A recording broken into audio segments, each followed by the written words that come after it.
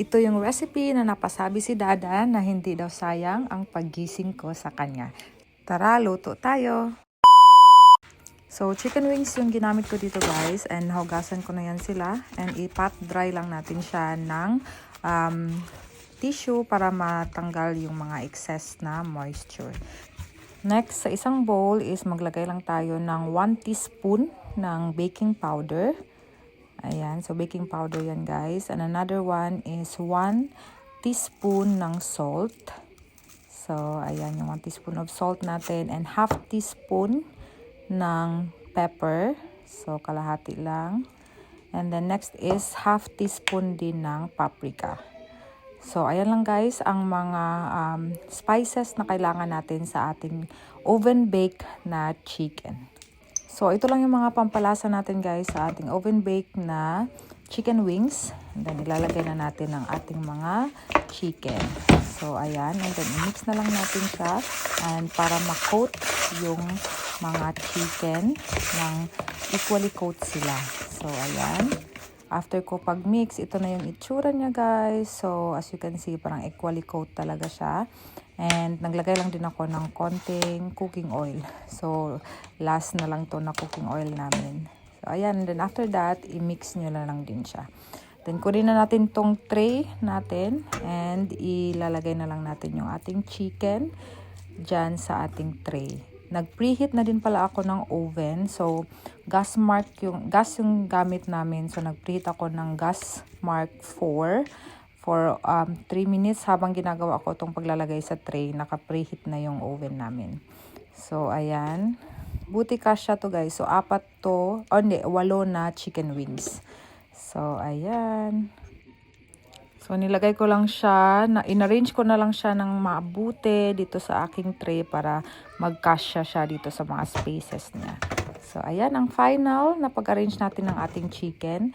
And mag-side lang ako ng mga vegetables. So, bell pepper ito. Nilagyan ko lang ng pepper at saka salt. And then, naglagay din ako ng carrots. And same din, salt and pepper lang din yung pinalasa ko sa aking mga carrots. So, ayan, para may vegetables naman sa side. So, tapos na yung 30 minutes guys na gas mark number 4. So, 30 minutes ko siyang binake dyan. And then after that is babalik ta rin lang natin yung chicken para naman maluto yung kabilang side.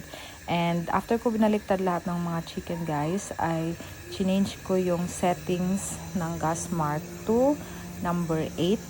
And i-bake mo ulit yan for 30 minutes. So, at least an hour guys.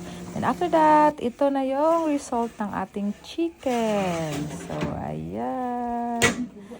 Sobrang sarap niya guys. Grabe. First time kong gumawa nito. So, sobrang nasasarapan talaga ako. As in, hanggang buto yung lasa ng chicken na ito. So, ayan. Tinry ko na siya.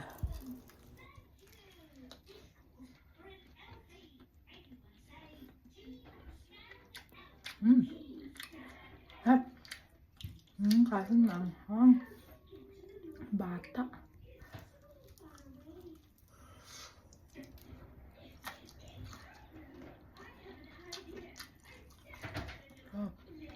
Sarap. Sarap. So, walang biro guys, nasarapan talaga ako. Sobra yung lasa niya hanggang sa loob ng chicken and wala ka talagang tapon dito. And then after that, ginising ko na si Dada at pinatry na sa kanya itong aking niluto.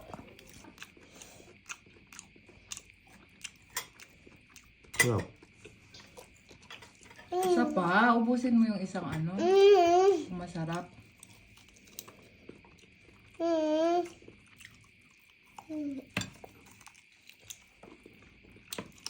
Anong lasa?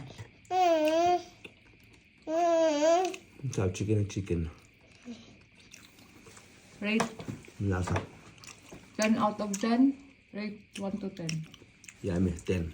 So, ayan guys, ang mga chicken na naluto ko ay naubos namin yan siya guys. So, thank you Dada kasi nagustuhan mo. And then, nag-prepare din ako nitong avocado na paborito din niya.